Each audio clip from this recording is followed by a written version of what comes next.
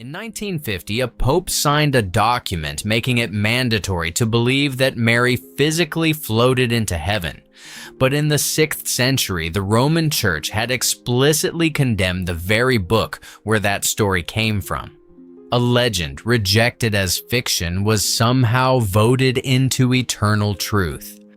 Yesterday afternoon, I was sitting in a small coffee shop just off the Market Square here in Norwich.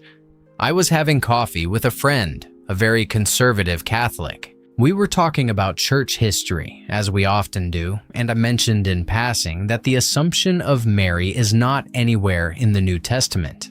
He stopped halfway through his drink and looked at me as if I had just denied gravity. He said, "It has to be in the Bible. It is a fundamental truth of the faith." I told him no. It is not in the Gospels. It is not in the letters of Paul. It is absent. But then I said something that I immediately regretted, because it was wrong. I leaned across the table and told him, they codified it in the Middle Ages. That is when it became official. I was so confident. I was so sure of myself. I have spent decades reading theological texts, and I genuinely believe that the Church had cemented this dogma somewhere around the 12th or 13th century, at the height of medieval scholasticism. But when I came back to my study and opened the archives to double-check my own statement, I realized I had made a massive mistake. The physical assumption of Mary into heaven did not become an official mandatory dogma in the Middle Ages. It became an official mandatory dogma in 1950. 1950. The world had already split the atom. The atomic bomb had already fallen. Commercial airlines were crossing the Atlantic. And in the middle of this modern, industrialized post-war world, the Vatican officially declared that a first-century woman had floated bodily into the sky, and that every Catholic on earth now had to believe it to secure their salvation. This is the version of history that most of us are taught to accept without questioning. We are handed a seamless narrative. We are told that the Assumption has always been believed by the Church, an unbroken apostolic tradition handed down directly from the men who walked with Jesus. We are taught that the early Christians always knew this happened, and that the modern papal decree was just putting an ancient, universally accepted truth into writing. It is presented as a truth inscribed alongside the resurrection since the very dawn of Christianity. Millions of people presume this is an ancient scriptural fact. Millions of people build their faith and their anxiety about the afterlife on the idea that this is an eternal truth. But there is a problem, and the problem is not a minor theological disagreement. The problem is a massive gaping hole in the historical record. When you actually look at the earliest available evidence, the seamless narrative crumbles. The historical record completely contradicts the claim of an eternal, unbroken tradition. Baruch Spinoza taught us how to look at these things. Spinoza argued that we must read the scripture and historical documents not as divine dictation suspended outside of time, but as historical artifacts. We have to look at what is actually written on the page, who wrote it, when they wrote it, and just as importantly, what is missing. We have to read the silences, and the silence of the New Testament on the end of Mary's life is deafening. The Gospels give us the birth of Jesus, his ministry, his death, his resurrection. The Acts of the Apostles show Mary in the upper room with the disciples. And then, she simply vanishes from the record. There is not a single sentence, not a single word, not a single hint in the entire biblical canon about how she died, where she died, or what happened to her body. The men who supposedly witnessed this miraculous assumption into heaven completely forgot to write it down. Paul, who wrote thousands of words about the theology of the resurrection and the afterlife, never mentions it. This is the first crack in the official version. but it is only a crack. You could argue, as many theologians do, that the Bible does not contain everything. You could argue that it was passed down through sacred oral tradition. But this is where the historical investigation takes a very dark turn. Because if this was an unbroken oral tradition passed down from the apostles, we should find evidence of it in the writings of the earliest church fathers. We should find the bishops of the 2nd and 3rd centuries defending it, celebrating it, preaching it, but we do not. Think about what that silence actually meant for a 1st century believer. You are a member of a persecuted sect. You are meeting in secret, in the catacombs, in the back rooms of Roman insulae. You have heard the stories of the resurrection. You know the names of the apostles. You revere the mother of the man you call the Messiah. And yet, as the decades pass, as the original eyewitnesses begin to die off, a terrible vacuum opens up at the center of the narrative. What happened to her? Did she die a natural death in Ephesus, as some whispered? Did she remain in Jerusalem? Was she martyred? The texts that would become the New Testament were being written, copied, and circulated across the Mediterranean. The Gospel of Mark, the Gospel of Matthew, the Gospel of Luke, the Gospel of John. The letters of Paul crossing the sea to Corinth, to Thessalonica, to Rome. They debate the nature of the law. They debate dietary restrictions. They debate the end of the world. But on the fate of Mary, they offer nothing but a blank page. This is not a careless omission. In the ancient world, the death of a holy person was the most important part of their biography. The martyrdom of Peter, the execution of Paul, the stoning of Stephen, these were recorded. These were celebrated. Their bones became relics. Their tombs became sites of pilgrimage. But for Mary, there was no tomb that the early church universally venerated. There were no relics. There was only a profound, unsettling absence of information. Baruch Spinoza warned us about exactly this kind of historical vacuum. Spinoza argued that when a text is silent, human nature inevitably steps in to fill the void. We cannot tolerate an unfinished story.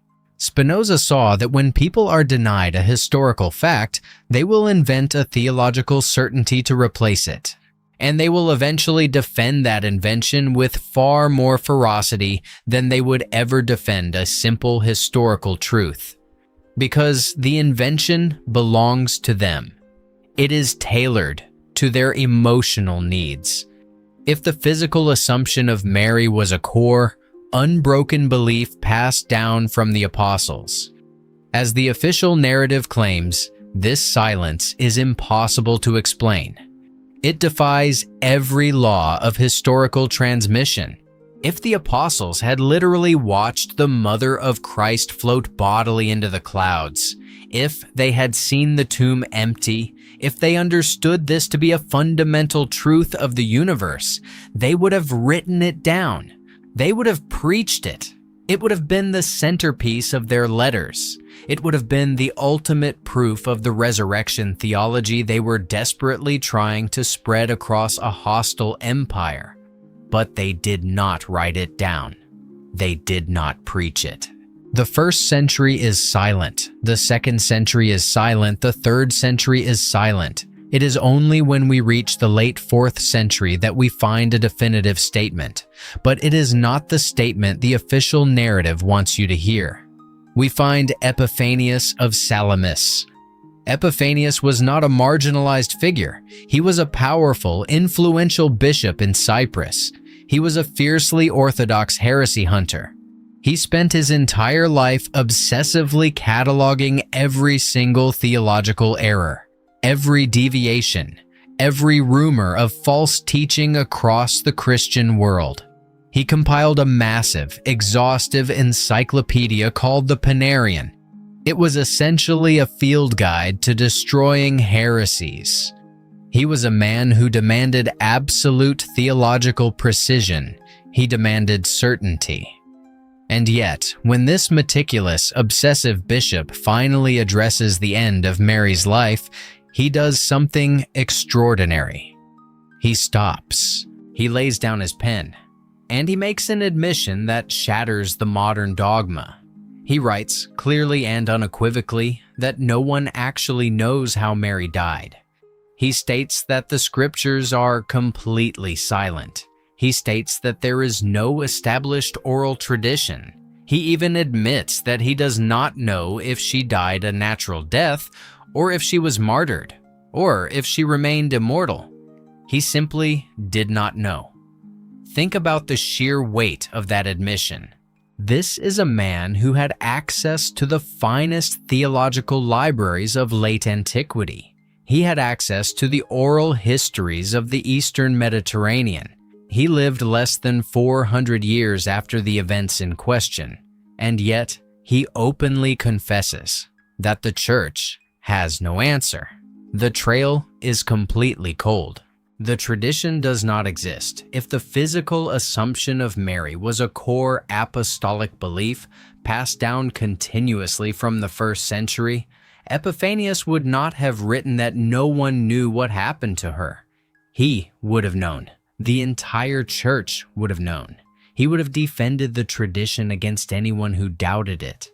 But he could not defend a tradition that had not yet been invented. But here is where the story turns. Because nature abhors a vacuum, and human theology abhors an unsolved mystery. If the official authorities did not have an answer, someone else was going to provide one.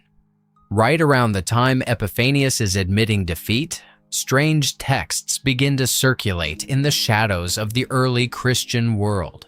They are not written by bishops. They are not debated in official church councils. They are anonymous, underground apocryphal literature. Today, scholars collectively refer to them as the Transitus Mariae, or the Passing of Mary. These were not theological treatises. They were pious fiction. Someone sat in a cold room by lamplight, took up a reed pen, and began to write the story that the Bible had left out. They wrote vivid, highly embellished theatrical accounts of Mary's final days. If you read the Transitus Mariae today, you are struck by how intensely sensory it is. The anonymous authors describe the apostles being miraculously transported on luminous clouds from the farthest corners of the earth, swept up from their missionary journeys to gather at her deathbed in Jerusalem. They describe the room filling with a blinding, unearthly light. They describe the overpowering scent of myrrh and frankincense. They describe Jesus descending from the heavens with legions of singing angels to receive her soul. And then crucially, they described him returning days later to raise her physical body from the tomb, reuniting body and soul, and carrying her up to paradise. These texts provided exactly what the silence of the New Testament denied: emotional closure. They were beautiful, comforting, and deeply satisfying stories. And because of that, they were immensely popular among the common people. They spread across the empire like wildfire. They were translated into Syriac, Coptic, Greek, and Latin. But the official hierarchy of the Roman Church knew exactly what these texts were. They knew they were not history. They knew they were not scripture. They knew they were pious fiction, invented centuries after the fact to satisfy a craving for narrative closure, and we know they knew this because they tried to stop it. To understand why these stories were so incredibly powerful, you have to understand the psychological landscape of the early medieval world. The Roman Empire was slowly collapsing under its own weight. The world was brutal, short, and frequently terrifying. Disease was rampant. Infant mortality was staggering.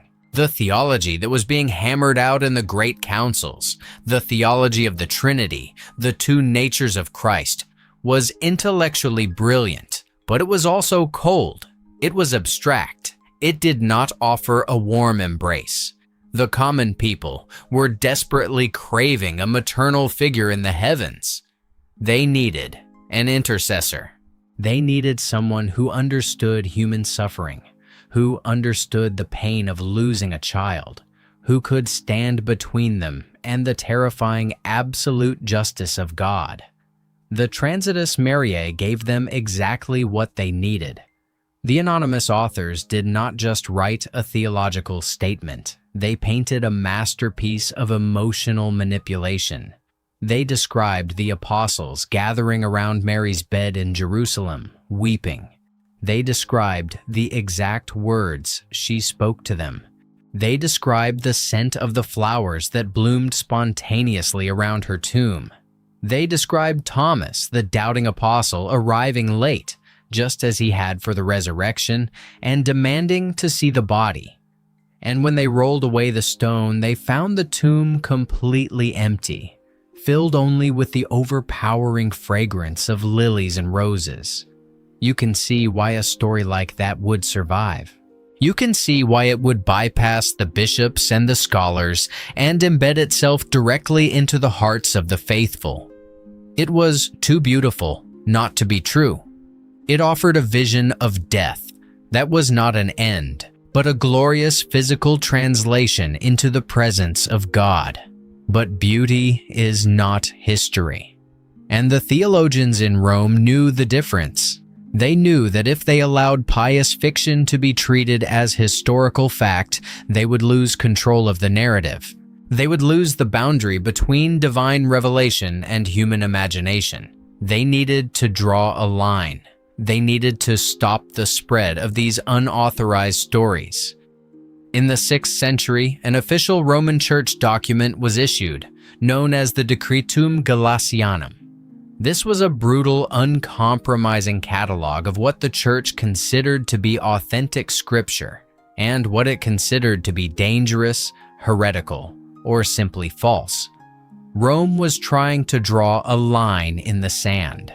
They were trying to protect the integrity of the Orthodox faith from the absolute flood of legends, myths, and apocryphal stories circulating at the edges of the empire. They wanted to separate history from fantasy. If you read the Decretum Gelasianum today, you will find something astonishing. In the section detailing the books that are not to be received, it explicitly lists the Transitus Mariae. It names the earliest legends of Mary's Assumption among the apocryphal works that are to be strictly rejected and condemned by the Church. This is the hard, documentary evidence that the modern narrative tries to ignore. The Roman Church itself looked at the story of Mary floating into heaven and officially condemned it as fiction. They knew it was not a divine revelation. They knew it was not an apostolic tradition. They branded it as a myth that had no place in Orthodox belief. But because of that, something else happened. Something fascinating and deeply human. The theologians rejected it, but the liturgy embraced it. The people loved the story too much to let it die. You see, the Decretum Gelasianum could ban a book, but it could not stop a feeling. The common people did not read papal decrees in Latin. They listened to the stories told around the fire. They looked at the paintings on the walls. Over the next several centuries throughout the long expanse of the Middle Ages, the story of the Assumption slowly bled from the margins of condemned apocryphal literature into the very center of Catholic devotional life. It was painted in vivid colors on the walls of grand European cathedrals. It was carved into stone above the massive wooden doors of churches. It was celebrated in local feast days with singing and processions. It was woven so deeply into the fabric of the culture that it became invisible. The legend became a tradition, and the tradition became a presumption. By the time of the Renaissance, it was universally assumed to be true, not because there was any new historical evidence discovered in the Vatican archives, not because a lost letter of Paul had been found, but simply because everyone had been repeating it for so long. It is the overwhelming power of repetition over documentation. A fiction repeated for 1,000 years eventually acquires the weight of a fact. But even then, even at the absolute height of its popularity in the medieval and early modern periods, it was not an official dogma. You could be a faithful Catholic in the year 1000, or the year 1500, or the year 1800, and you could technically doubt the physical assumption without being declared a heretic. You might be unpopular. You might be looked at with suspicion by your neighbors, but you would not be officially excommunicated for denying it. It was a widespread, universally held belief, but it was not a mandatory, infallible law, and for hundreds of years this uneasy truce held. The theologians knew the history, and the people kept the feast days. But then the modern world arrived and shattered the balance. The Enlightenment and the printing press broke the monopoly on information. Men like Baruch Spinoza began to read the ancient texts not as magical talismans but as human documents. Spinoza published his Tractatus Theologico-Politicus anonymously because he knew that dismantling the official narrative was dangerous work. He taught a whole generation of scholars how to look for the seams in the text, how to notice the different inks, the altered dates, the contradictions that the scribes had tried to smooth over. Suddenly, tradition was no longer enough. The Protestant Reformation had already challenged the authority of Rome by demanding scriptural proof for every doctrine. If it is not in the Bible, the Reformers argued, it is not binding on the conscience of a Christian. The Catholic Church responded by doubling down on tradition, arguing that the unwritten teachings passed down through the centuries were just as authoritative as the written text. But this defense created a massive vulnerability.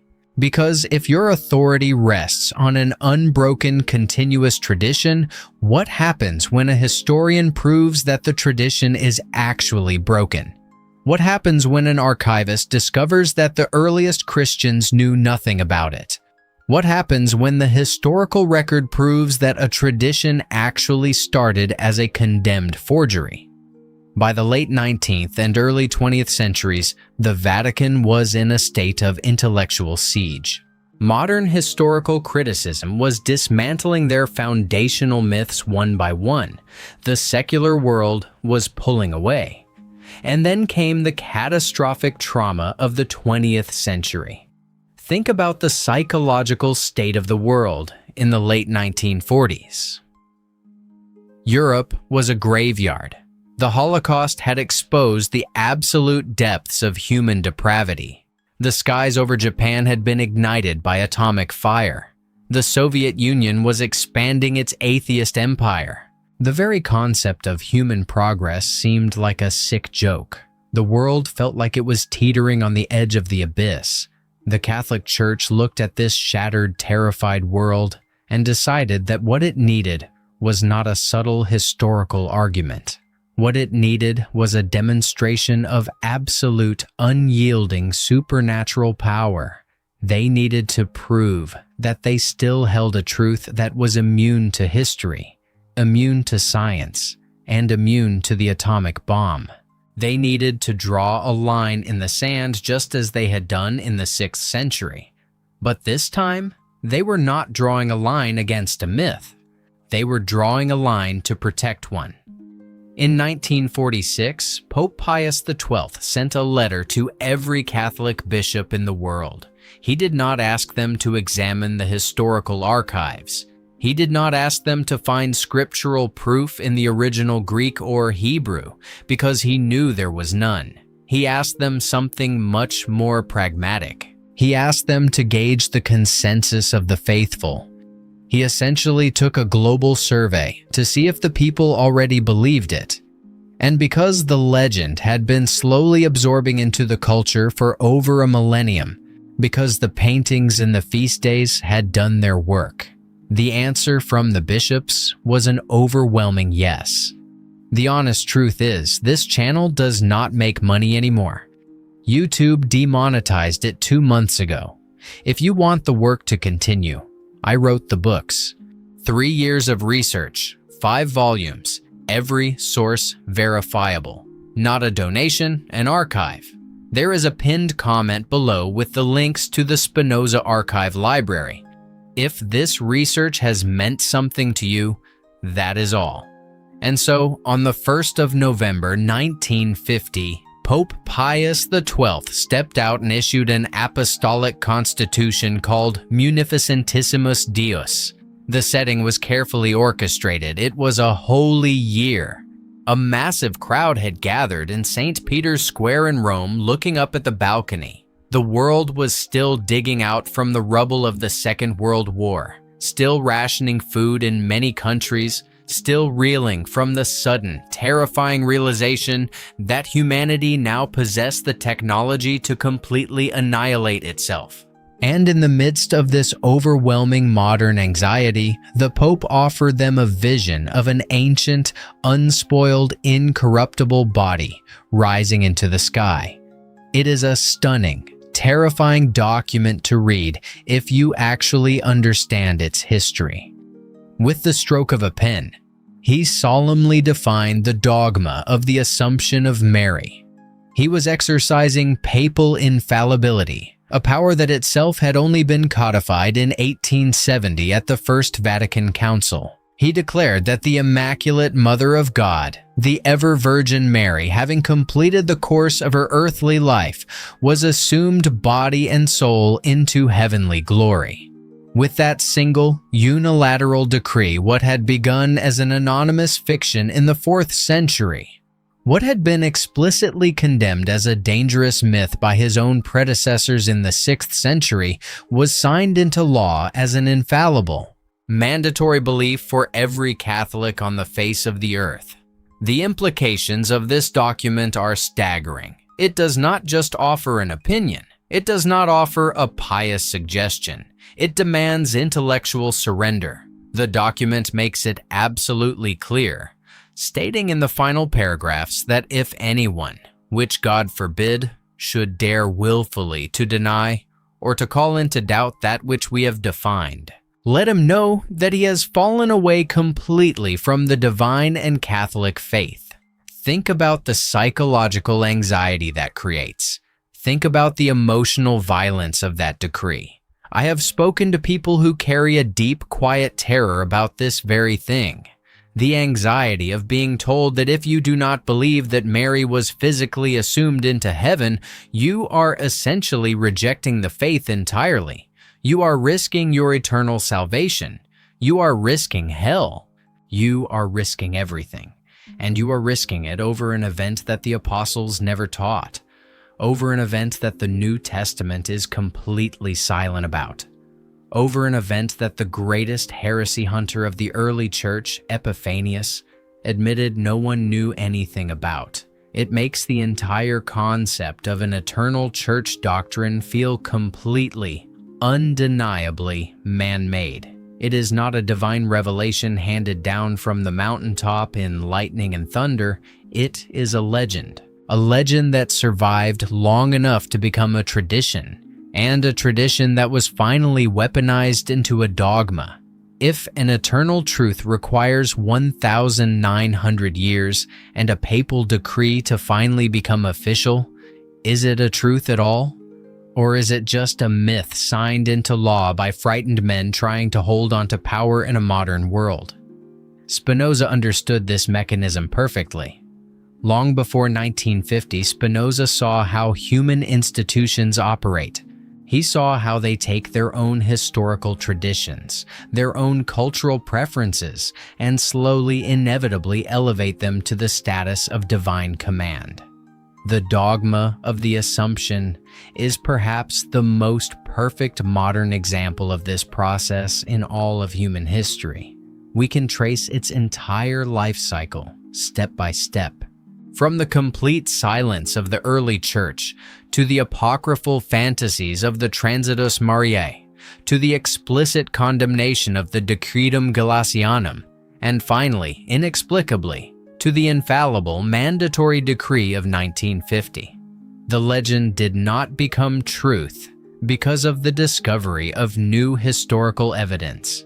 It became truth because an institution in the modern world needed to project an aura of timeless, unquestionable authority. The text was not revealed. It was constructed. If you have made it this far and this investigation has made sense to you, leave a like and consider subscribing to the channel. It is what allows me to keep opening these archives, bypassing the official narratives, and bringing these suppressed histories to you. I want to know where you stand on this. Does knowing the actual timeline, the gap of 1900 years, change how you view the authority behind it? Or do you believe that tradition itself, even a tradition that started as a rejected legend, is a valid form of revelation? Let me know in the comments below. You know, sharing this cost me my career, my marriage, my family's respect. But I couldn't stay silent. Every time someone watches to the end, it reminds me why I keep going. Thank you.